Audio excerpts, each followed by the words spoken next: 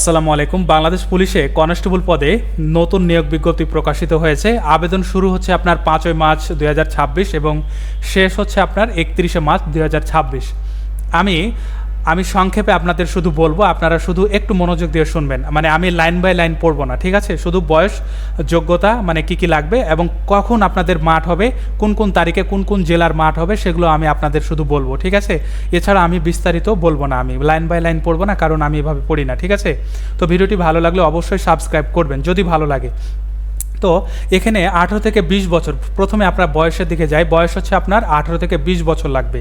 তো এখন এই বয়সটা অনেকেই বুঝতে পারেন না যে আপনারা মানে কত থেকে কত সালের মধ্যে যদি জন্মগ্রহণ করেন তাহলে আপনারা আবেদন করতে পারবেন, ঠিক আছে? এই বয়সটা আপনারা বুঝতে পারেন না। এখানে বলা হয়েছে যে সকল প্রার্থী বয়স 31শে মার্চ 2026 তারিখে বর্ণিত বয়সসীমার মধ্যে তারা আবেদন করতে পারবেন, ঠিক আছে? তো এর মানে হলো, আমি আপনাদের ভেঙে বলে দেই যে 1 এপ্রিল 2005 তারিখ থেকে 31শে মার্চ 2008 সালের মধ্যে যাদের জন্ম, আমি আবার বলছি, 1 এপ্রিল 2005 তারিখ থেকে 31শে মার্চ 2008 সালের মধ্যে যাদের জন্ম তারা আবেদন করতে পারবে এই কনস্টেবল পদে, ঠিক আছে? শিক্ষাগত যোগ্যতা লাগবে আপনার এসএসসি পাস এবং জাতীয়তা আপনার, এটা তো আপনারা জানেনই, বৈবাহিক অবস্থা হচ্ছে অবিবাহিত, তালাকপ্রাপ্ত নয়।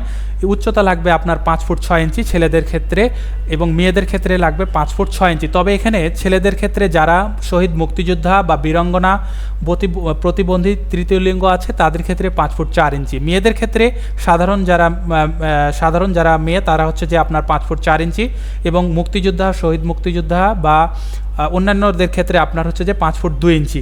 বুকের মাপটা আপনার যারা সাধারণ প্রার্থী তাদের ক্ষেত্রে আপনার লাগবে আপনার স্বাভাবিক অবস্থায় 31 ইঞ্চি থেকে সম্প্রসারিত অবস্থায় 33 ইঞ্চি। মুক্তিযোদ্ধা বা শহীদ মুক্তিযোদ্ধা যারা আছে বা বীরাঙ্গনা অন্যান্য যারা আছে তাদের ক্ষেত্রে আপনার 30 ইঞ্চি থেকে সম্প্রসারিত অবস্থায় 31 ইঞ্চি। এটা হচ্ছে বুকের মাপ, ঠিক আছে?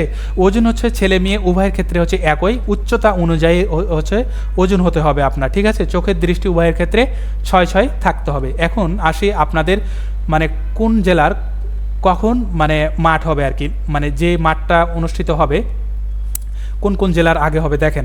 মাদারীপুর, কিশোরগঞ্জ, রাঙ্গামাটি, ব্রাহ্মণবাড়িয়া, ঝিনাইদহ, নড়াইল, সিরাজগঞ্জ, চাঁপাইনবাবগঞ্জ, কুড়িগ্রাম, সুনামগঞ্জ, জয়পুর, জামালপুর, ফরিদপুর, টাঙ্গাইল, কুমিল্লা, খাগড়াছড়ি, খুলনা, এদের মাঠ হবে আপনার 15, 16, 17 এপ্রিল এবং লিখিত পরীক্ষা হবে 27 এপ্রিল এবং মৌখিক পরীক্ষা হবে 6 মে, ঠিক আছে?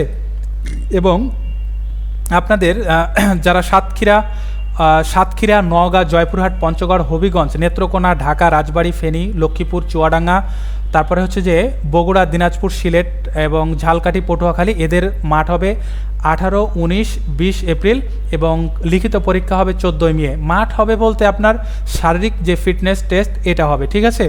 4 মে হচ্ছে যে এদের লিখিত পরীক্ষা হবে, যারা হচ্ছে যে 18, 19, 20 তারিখে যারা পরীক্ষা মানে ফিটনেস টেস্ট দিবেন এবং লিখিত পরীক্ষা হবে 13 মে।